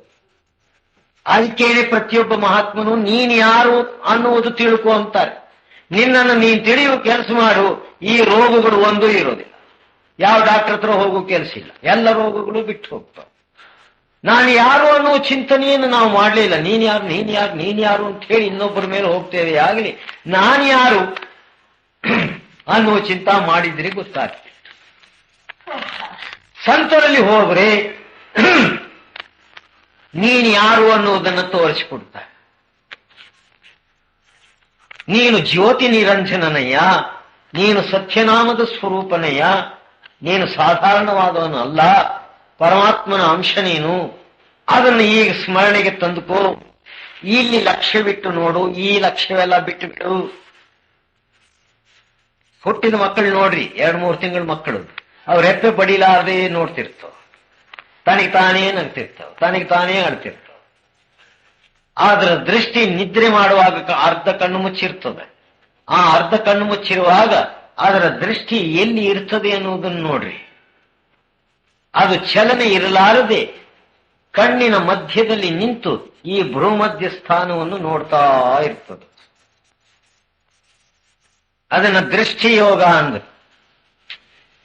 ಹಾಗೆ ನೋಡ್ತಾ ನೋಡ್ತಾ ಏನಾಗ್ತದೆ, ತಾನು ಮಾಡಿದ ತಪ್ಪು ಗೊತ್ತಾಗಿ ಅಳ್ತದೆ. ಅಯ್ಯಯ್ಯೋ ನಿನ್ನನ್ನು ನಾನು ಬಿಟ್ಟು ಬಂದ್ಬಿಟ್ಟೆ, ನಿನ್ನ ಮಾತು ಕೇಳಿ ಮೀರಿ ಬಂದ್ಬಿಟ್ಟೆ ಅಂತ ಅಳ್ತದೆ. ಮತ್ತೆ ಅಲ್ಲಿಗೆ ಹೋಗುವಂತಹ ವಿಚಾರ ಬಂತೇನೋ ಆಗ ನಗುತ್ತದೆ. ನಾನೇನ್ ದೂರ ಹೋಗಿಲ್ಲ ನಿನ್ನನ್ನು ಬಿಟ್ಟು, ಸ್ವಲ್ಪವೇ ಬೇಗ ಬಂದ್ಬಿಡ್ತೀನಿ ನಿನ್ನ ಹತ್ರ ಅನ್ನುವ ಭಾವನೆ ಉತ್ಪತ್ತಿ ಆಯ್ತೇನೋ ಅವಾಗ ನಗುತ್ತದೆ. ಅಂತ ಸಮಯದಲ್ಲಿ ಆ ಮಗುವಿನ ಕೈ ಬಿಡಿಸಿ ನೋಡ್ರಿ, ಅದೇನು ಮಣ್ಣಲ್ಲಿ ಆಡಿರುವುದಿಲ್ಲ, ಏನಿಲ್ಲ, ಅದರ ಕೈಯಿನೊಳಗೆ ಮಣ್ಣಿರುತ್ತೆ. ಅದನ್ನು ಒರೆಸ್ಬಿಡ್ತೀವಿ, ಆಗಲಿ ಅಲ್ಲಿ ಯಾಕೆ ಮಣ್ಣು ಬತ್ತು ಅಂತೇಳಿ ಆಲೋಚನೆ ಮಾಡುವುದಿಲ್ಲ. ನಾವು ಕುಡಿಸಿದ ಹಾಲು ಮಣ್ಣೆ, ನಾವು ತಿನ್ನಿಸಿದ ಆಹಾರವೂ ಮಣ್ಣೆ, ಶರೀರ ಮಣ್ಣೆ. ಅದಕ್ಕಾಗಿ ದಿನ ತೊಳೆಯೋದು. ಇದನ್ನು ನೋಡಿ ಸೋಪಿನ ಕಂಪನಿಯವರು ಅನೇಕ ಹೆಸರುಗಳು ಉತ್ಪತ್ತಿ ಮಾಡಿ ಅದರೊಳಗೆ ಹೊಲಸು ಪದಾರ್ಥಗಳೆಲ್ಲ ಸೇರಿಸಿ ಅಡ್ವರ್ಟೈಸ್ಗಳು ಕೊಟ್ಟು ಬಿಡ್ತಾರೆ. ಲಕ್ಷ ಸಿಕ್ಕು ಬಿಡು, ಏನಾಗ ಹೋಗ್ಬಿಡ್ತಿ. ಅಲ್ಲಿ ಒಂದು ಕಪ್ಪು ಫಿಗರ್ ತೋರಿಸ್ತಾನೆ, ಆಗಿಂದ ಆಗ್ಲೇ ತಿಕ್ಕೊಂಡ್ಬಿಟ್ಟಿರ್ಲಿಕ್ಕಾಗಿ ಅವಳು ಬೆಳ್ಳಗಾಗಿರೋ ಫಿಗರ್ ಇವು ಕುಣಿಯೋದು. ತಗೊಳ್ಬನ್ರಿ ಆ ಲಕ್ಷಣ, ನಾನು ಇನ್ನೂ ಬೆಳ್ಳಗಾಗಬೇಕು. ಹಾಗಾಗಿ ಅದು ತಿಕ್ಕೊಂಡಂಗೆಲ್ಲ ಏನಾಗ್ತದೆ, ಚರ್ಮ ಹೊರಟಾಗಿ ಹೊರಗಿನ ಸೂರ್ಯಕಾಂತಿಯನ್ನು ತಡ್ಕೊಳ್ಳುವ ಶಕ್ತಿ ಕಳ್ಕೊಂಡು ಬಿಟ್ಟು ಗುಳ್ಳಿಗಳಾಗಿ ಸ್ಕಿನ್ ಡಿಸೀಸ್ ಬಂದು ಚರ್ಮ ರೋಗಗಳು ಬಂದು ಡಾಕ್ಟರ್ ಕೊಡೋದು. ಇನ್ನು ತಲೆಗೆ ಹಚ್ಕೊಳ್ಳೋದು, ಏಸೊಂದಪ್ಪ ತಲೆಗೆ ತಿಕ್ಕೊಳ್ಳೋದು. ಅದು ತಿಕ್ಕಿ ತಿಕ್ಕಿ ಏನಾಗ್ತದೆ, ಕರೆ ಕೂದಲೆಲ್ಲ ಬೆಳಗಾಗೋಗ್ತವೆ. ಬೆಳಗಾದ್ರೆ ಆಗೋದ್ ಮೇಲೆ ಹೋಗ್ಲಿ ಬಿಡು, ಎಲ್ಲ ಊದ್ರು ಬೋಡಮ್ ಆಗಿಬಿಡ್ತಾರೆ. ತಿರ್ಗಾ ಅದನ್ನು ಬೆಳೆಸ್ಕೋಬೇಕಂತ ಇನ್ ಬೆಳೆಸೋಕ್ ಆಗೋದಿಲ್ಲ, ನೀನ್ ಮಾಡಿದ ತಪ್ಪು ಕೆಲಸ. ಇವುಗಳಲ್ಲಿ ನೀನು ಕಾಲ ಕಳೆದ್ಬೇಕು. ಸಂತರ ಸ್ನಾನ ಎಂಥದ್ದು, ಸತ್ಸಂಗವೇ ನಿಜವಾದ ಪವಿತ್ರವಾದಂತಹ ಶುದ್ಧವಾದ ಜಲ, ನೀರು. ಅದರೊಳಗೆ ತನು ಮನ ಇವು ಪ್ರಾಣ ಎಲ್ಲವನ್ನೂ ಇಟ್ಟು ತೊಳ್ಕೊಳಪ್ಪ. ಇದನ್ನು ಶ್ರವಣ ಮಾಡು.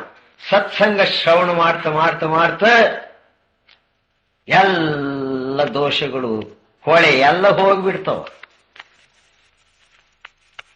Sacha ಸಾಬನ high ಸಂತನಿಕೆ pass. ಕಬೀರದಾಸರು ಏನಂತಾರೆ, ಒಳ್ಳೆ ನಿನ್ನ ಜನ್ಮ ಜನ್ಮದ ಕೊಳೆಯನ್ನು ತೆಗೆಯುವಂತಹ ಸೋಪು ಸಂತರ ಹತ್ರ ಇದೆಯಪ್ಪ, ಅವ್ರ ಹತ್ರ ತಗೋ ಅದನ್ನ, ಅವ್ರು ನಿನಗೂ ಕೊಡ್ತಾರೆ. ಅದು ಏನ್ ಸೋಪು? ಪರಮಾತ್ಮನ ನಾಮ ಸ್ಮರಣೆ ಅನ್ನುವ ಸೋಪು. ಸತ್ಸಂಗ ಅನ್ನುವ ಜಲದಲ್ಲಿ ನಿನ್ನ ಮನಸ್ಸುರೂಪಿ ವಸ್ತ್ರವನ್ನು ಚೆನ್ನಾಗಿ ಎತ್ತಿ ಆ ನಾಮದ ಸ್ಮರಣೆಯನ್ನ ಆ ಮನಸ್ಸಿಗೆ ಕಲಿಸು. ಅಲ್ಲಿ ಕೊಳೆ ಇರುತ್ತೆ ನೋಡು, ಏನು ಇರುತ್ತೆ. ವಾಲ್ಮೀಕಿ ಇದೇ ಕೆಲಸ ಮಾಡ್ದ. ಅವನಿಗಿಂಥ ಪಾಪಿಗಳು ಯಾರು? ನಾವಂಥ ಪಾಪ ಮಾಡಿದ್ದೇವೇನು? ಅಂಥವರು ನಾರದರ ಒಂದು ಮಾತಿಗೆ ವಿಶ್ವಾಸ ಮಾಡಿ ಅದು ರಾಮ ರಾಮ ಅಂತ ಹೇಳಿ ಸ್ಮರಣೆ ಮಾಡಲಿಲ್ಲ, ಮರ ಮರ ಮರ ಅಂತ ಕೂತ್ಕೊಂಡ. ಉಲ್ಟಾ ರಿವರ್ಸ್. ಸ್ವಲ್ಪ ಕಾಲಕ್ಕೆ ಮರ ಮರ ಮರ ಮರ ಹೋಗಿ ರಾಮ ರಾಮ ಆಯ್ತು. ಅದರಲ್ಲಿ ತನ್ನ ಶರೀರ ಸಂಸಾರ ಬಿಟ್ಟ. ಯಾವಾಗ ಎಲ್ಲವೂ ಮರೆತು ಹೋಯಿತೋ ತಾನು ಯಾರು ಅನ್ನುವುದು ಪ್ರಕಟವಾಗಿ. ಇದರಲ್ಲಿ ನೀನ್ ಗಂಟೇನು ಹೋಗ್ತದೆ? ನೀನು ಯಾರು ಅನ್ನುವುದನ್ನು ತಿಳ್ಕೊಳ್ಳುವುದಕ್ಕೆ ಏನು ಖರ್ಚಿಲ್ವಲ್ಲ. ಇದಕ್ಕೆ ಏನು ಯೋಗ ಮಾಡಬೇಕು? ತಪಶ್ಚರ್ಯ, ಕಾಡಿಗೆ ಹೋಗ್ಬೇಕೆ? ಕಂಡ್ರ ಮಕ್ಕಳು ಬಿಟ್ಟು ಹೋಗ್ಬೇಕೆ? ಉದ್ಯೋಗ ಬಿಡ್ಬೇಕೆ? ಏನೂ ಇಲ್ಲ. ಉದೇ ಕಾಲದಲ್ಲಿ ಎಲ್ಲರೂ ಮಲಗಿರುವಾಗ ನೀನ್ ಎದ್ದು ಬಿಡು. ಅವಾಗ 1 ಗಂಟೆ 2 ಗಂಟೆ ಸುಮ್ಮನೆ ಕೂತ್ಕೊಂಡ್ಬಿಡು. ಇದೇ ಪ್ರಶ್ನೆ ಹಾಕೋ, ನಾನು ಯಾರು, ನಾನು ಯಾರು? ಹಾಗೆ ತನ್ನ ಹೆಸರನ್ನೇ ಸ್ಮರಣೆ ಮಾಡ್ತಾ ತನ್ನ ಅಂತರದಲ್ಲಿ ಆ ದಿವ್ಯ ಶಕ್ತಿಯನ್ನು ಕಂಡುಕೊಂಡು ಹಾಗೆ ನೀನು ಹಾಗೆ ಮಾಡ್ತಾ ಮಾಡ್ತಾ ಬನತ ಬನತ ಬನಜಾಯಿ ಅಂತಾರೆ ಕಬೀರದಾಸ್. ಹೀಗೆ ಮಾಡ್ತಾ ಮಾಡ್ತಾ ಮಾಡ್ತಾ ಇರ್ಲಿಕ್ಕಾಗಿ ಎಲ್ಲ ಚಿಂತೆಯೂ ಬಿಟ್ಟು ನಿನ್ನ ಚಿತ್ತ ಅಂತರ್ಮುಖವಾಗಿ. ಇದನ್ನ ಯೋಗ ಅಂದ್ರು. ನಾವೇನ್ ತಿಳ್ಕೊತೀವಿ? ಯಾರೋ 2 ಮಕ್ಕಳನ್ನ ಬಿಟ್ಟವ್ರಿಗೆ, ಬ್ರಹ್ಮಚಾರಿಗಳಿಗೆ, ಸನ್ಯಾಸಿಗಳಿಗೆ, ನಮಗಲ್ಲ. ಮತ್ತೆ ನಿನಗೆ ಯಾವುದು? ಇದೊಂದು ಬಳ್ಳಾರಿ ದುರ್ಗಮ್ಮ, ಮುಳ್ಕಟ್ಟಮ್ಮ, ಈ ರಂಬಿ ಇವು ಕಟ್ಕೊಂಡು ತಿರುಗು. ಇದು ಯಾರಾದ್ರೂ ಮಾಡ, ಇದು ಸುಲಭ. ಮೋಸ, ನಿನಗೂ ಮೋಸ, ದೇವರಿಗೂ ಮೋಸ. ನೀನು ಮಾಡೋದನ್ನು ನೋಡಿ ಅವನು ಒಳಗೆ ನಗುತ್ತಾನೆ. ಜಗದ ಜಾಣರೆಲ್ಲ ಹಗರಣ ಮಾಡುವುದ ಕಂಡು ನಗೆಯೂ ಬರುತ್ತಿದೆ ಎನಗೆ, ನಗೆಯೂ ಬರುತ್ತಿದೆ ಎಂದರು ಪುರಂದರದಾಸ. ನಾವು ಮಾಡುವ ಈ ಸುಳ್ಳು ಮೋಸದ ಆಟಗಳು ನೋಡಿ ಮಹಾತ್ಮರು ನಗುತ್ತಾರಂತೆ. ಅಯ್ಯೋ ಹುಚ್ಚ, ಎಂಥ ಕೆಲಸ ಮಾಡ್ತಾ ಇದೆಯಪ್ಪ, ನಿನ್ನಲ್ಲೇ ಪರಮಾತ್ಮನಿಗೆ ಇರಿಸಿಕೊಂಡು ಎಲ್ಲೋ ದೂರ ದೂರ ದೂರ ಅಲ್ಲದೆ ಇಲ್ಲದೆ ಅಂತ ಹುಚ್ಚಾಟಗಳನ್ನ ಆಡ್ತಾ ಇದೆಯಲ್ಲ. ಬ್ಯಾಡ, ಈ ತಿರುಗಾಟ ಮಾಡಬೇಡ. ಊರ್ಕುಂಟೆ ದೇವ್ರು, ಊಗ್ಲಾಡ್ತೆ ಜೀವುಡು ಅಂತ ನಿಮ್ ತೆಲುಗಿನಲ್ಲೂ ಅಂತಿರ್ತೀರ. ಅಲ್ಲಿ ಇಲ್ಲಿ ತಿರುಗಾಡಿದ್ರೆ ದೇವ್ರು ಸಿಕ್ಕಲ್ಲಪ್ಪ. ಊರ್ಕುಂಟೆ ಸುಮ್ಮನೆ ಕೂತ್ಕೊಂಡ್ರೆ ಸಿಗ್ತಾನೆ. ನಮ್ಮ ಹಿರಿಯರ ಮಾತಿನಲ್ಲಿ ಎಂಥ ವೇದ ರಹಸ್ಯಗಳು ತುಂಬಿದೆ. ಅವುಗಳನ್ನ ನಾವು ಸ್ವೀಕಾರವೇ ಮಾಡುವುದಿಲ್ಲ. ಯಾವುದೋ ಪರಾಯ ಭಾಷೆಗೆ ಗುಲಾಮರಾಗಿ ಅವರ ದುರ್ನಡತೆಗಳನ್ನ ಕಲ್ತುಕೊಂಡು ನಾವೇನೋ ದೊಡ್ಡವರು ಅಂತ ಹೇಳಿ ಭಾವಿಸಿಕೊಂಡು ಹೋಗ್ತಾ ಇದ್ದೇವೆ. ಇದು ಎಷ್ಟು ಅಜ್ಞಾನದ ದಿಶೆ. ಅದಕ್ಕಾಗಿ ಸಂತರು ಏನಂತಾರೆ, ನಿನ್ನಲ್ಲಿ ರಾಮನಿದ್ದಾನೆ, ನೀನು ಅವನಲ್ಲಿ ಇರು, ಅದರ ನೆನಪಿನಲ್ಲಿ ಇದ್ದು ಬಿಡು. ಆಯ್ತಾಯ್ತು. ಆ ನೆನಪಿನ ಶಕ್ತಿ ನಿನ್ನೊಳಗೆ ಆ ಸತ್ಯದ ಅಪೂರ್ವ ಶಕ್ತಿಯನ್ನು ಪ್ರಕಟಪಡಿಸ್ತದೆ. ನೀನ್ ನೋಡ್ತಿ, ಪ್ರತ್ಯಕ್ಷ ನೋಡ್ತಿ, ಅವನಲ್ಲಿ ಮಾತಾಡ್ತಿ, ಅವನು ನಿನ್ನಲ್ಲಿ ಮಾತಾಡ್ತಾನೆ.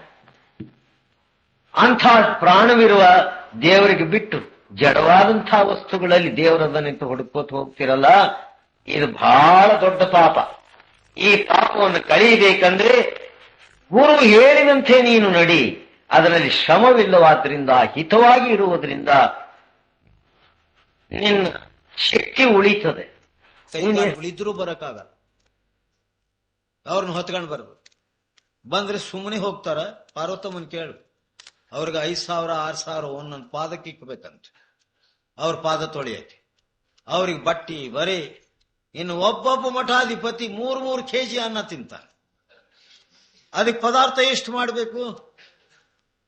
ನಾನು ನೋಡಿದ್ದೆ ಗಂಗಾಧರ ಸ್ವಾಮಿ 14 ರೊಟ್ಟಿ ತಿದ್ದ. ಇಷ್ಟಿಷ್ಟಾಗ್ರ ಜೋಳದ ರೊಟ್ಟಿ 14. ಅವನ ಮನೆ ಕಾಯುವಾಗ ಏನಾಗ್ಬೇಕು ಇವ್ರ ಕೊಂಪೆ? ನೀಡ್ದವನ ಗತಿ ಏನು?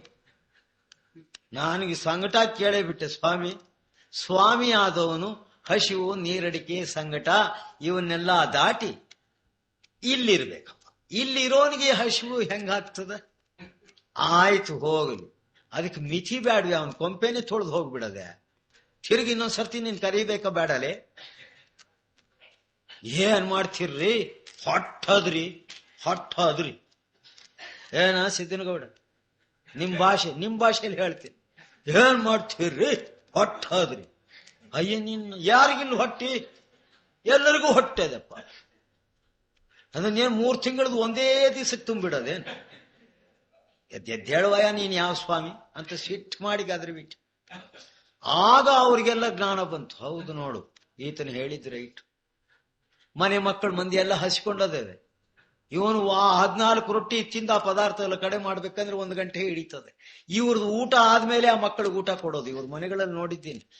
ಸ್ವಾಮಿಲೋಳದ್ ಕಾಲಿ ಊಟ ಪಡಿ ಅವು ಬಡ್ಕೊಂತವೆ, ಹಾಕಲೋ ಅಂತ. ಅವಕ್ಕೆ ನೀಡಲ್ಲ. ಈ ಸೋಮಾರಿ ದುನ್ಪೋತುಗಳಿಗೆ ತಿನ್ನಿಸಿ ಅವ್ರ ಕೈನಲ್ಲಿ ಒದಿಸಿಕೊಂಡು ಇವ್ರ ಕೈಲಾಸಕ್ಕೆ ಹೋಗ್ತಾನೆ. ಅವನು ಹೊಟ್ಟೆ ಚಿಂತೆ ಒಳಗೆ ಬಿದ್ದಿರೋನಿಗೆ ಕೈಲಾಸ ಎಲ್ಲಿ ಸಿಗ್ತದೆ? ವಿಚಾರ ಮಾಡ್ರಿ. ಇದು ನಾನು ನೋಡಿ ಅನುಭವಿಸಿ ನಿಮಗೆ ಹೇಳ್ತೀನಿ.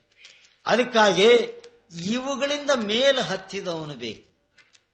ಹಸಿವು, ನೀರಡಿಕೆ, ಸಂಕಟವನ್ನೆಲ್ಲ ತನ್ನ ಹದ್ದಿನಲ್ಲಿ ಇಟ್ಟುಕೊಂಡಿರಬೇಕು. ಏನ್ ತಿಂದ್ರೆ ಅದೇ ಸಾಕು, ಎಷ್ಟಾದ್ರೆ ಅಷ್ಟೇ.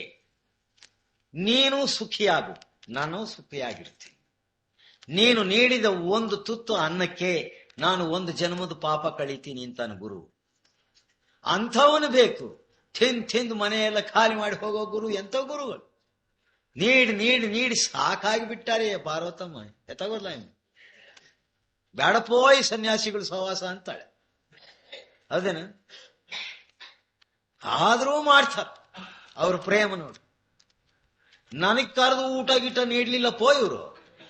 ನನ್ ಕರೆದು ನೋಡು, 3 ತಿಂಗಳ ರೇಷನ್ ಒಂದೇ ನಿಮಿಷ ಕಡೆ ಮಾಡ್ಬಿಡ್ತೀನಿ. ಕರಿತೀಯ? ಬೇಡಪ್ಪ, ನಿನ್ ಸವಾಸ ಬೇಡಲೆ. ಅದಕ್ಕೆ ಗುರುವನ್ನ ಜಾನ್ಕರ್ ಪಾನಿ ಪಿಯೋ, ಜಾನ್ಕರ್ ಗುರು ಕೋಕರು. ಕಬೀರ್ ದಾಸರು ಏನಂತಾರೆ? ಎಲ್ಲೆಂದ್ರೆ ಅಲ್ಲೇ ನೀರು ಸಿಕ್ಕಿದಂಗೆ ಕುಡಿಬೇಡ, ಶೋಧಿಸ್ಕೊಂಡು ಕುಡಿ. ಹಾಗೆ ಗುರುವನ್ನ ಚೆನ್ನಾಗಿ ಆಲೋಚನೆ ಮಾಡಿ ಅವನ ಜೀವನವನ್ನು ಪರೀಕ್ಷೆ ಮಾಡಿ ನೋಡಿಕೊಂಡು, ಪರವಾಗಿಲ್ಲ, ಇವನೊಂದು ಸ್ಥಿತಿ ಸ್ಥಾನವನ್ನು ಮುಟ್ಟಿದ್ದಾನೆ, ಇವನಲ್ಲಿ ಹೋದ್ರೆ ನನಗೆ ಪರಮಾರ್ಥ ಸಿಗ್ತದೆ ಅಂತ ನಿನಗೆ ವಿಶ್ವಾಸ ಬರೋವರೆಗೂ ಅವನ್ನ ಪರೀಕ್ಷೆ ಮಾಡ್ಕೊ. ಸುಮ್ನೆ ಹೋಗಿ ಅವ್ರ ಕಾಲುಗಳು ಹಿಡ್ಕೋಬೇಡ್ರಿ. ಮಹಾದೋಷ ಅದು. ಅವಂದೆಲ್ಲ ನಾವ್ಯಾಕೆ ಹೊರಬೇಕು ಪಾಪ? ಮಹಾದೋಷ. ಅದಕ್ಕಾಗಿ ಏನಂತಾರೆ ಕಬೀರ್ ದಾಸರು? ಇದು ಪರಮಾರ್ಥ ಬಹಳ ಶ್ರಮವೇ, ಆದ್ರೆ ಮನುಷ್ಯ ಜನ್ಮದಲ್ಲಿ ಇದು ಸುಲಭ. ಹೀಗೆ ನೀನು ತಿಳಿದು ಗುರುವಿನಲ್ಲಿ ಶರಣಾಗಿ ಒಂದು ಗುರುಭಕ್ತಿಯನ್ನು ಪ್ರಾಪ್ತ ಮಾಡಿಕೊ, ಎಲ್ಲರ ಭಕ್ತಿಯೂ ಮಾಡ್ದಂಗೆ ಆಗಿపోಯಿತು. ಎಲ್ಲಾ ಶಕ್ತಿಗಳು ಗುರುವಿನಲ್ಲೇ ಇರೋದು. ಆ ಗುರು ನಿನ್ನೊಳಗಿದ್ದಾನೆ. ಈ ಭ್ರೂಮಧ್ಯ ಸ್ಥಾನದಲ್ಲಿ ನಾದರೂಪವಾಗಿ ಪ್ರಕಾಶ ರೂಪವಾಗಿದ್ದಾನೆ. ಶ್ರಮವಿರಲಾರದೆ ನೀನು ಆ ನಾದವನ್ನು ಕೇಳಬಹುದು, ಶ್ರಮವಿರಲಾರದೆ ಆ ಪರಂಜ್ಯೋತಿ ಪ್ರಕಾಶವನ್ನು ನೋಡಬಹುದು. ಅಂತಹ ಶಕ್ತಿ ನಿನ್ನಲ್ಲಿ ಇದೆ. ಇದನ್ನ ಅರಿತುಕೊಂಡು ನೀನು ಗುರುವಿನ ಸಾನ್ನಿಧ್ಯದಲ್ಲಿ ಪ್ರೇಮ ನಿಷ್ಠೆಯಿಂದ, ನಿಷ್ಕಪಟ ಭಾವನೆಯಿಂದ, ಸಣ್ಣ ಶಿಶುಗಳು ತಾಯಿ ತಂದೆಗಳ ಹತ್ರ ಹೇಗಿರ್ತವೋ ಹಾಗೆ ಗುರುವಿನಲ್ಲಿ ಇರು. ಅಲ್ಲಿ ಕೈ ಜೋಡಿಸ್ಕೊಂಡು ಎಲ್ಲೋ ಮೂಲೆ ನಿಲ್ಲಬೇಡ.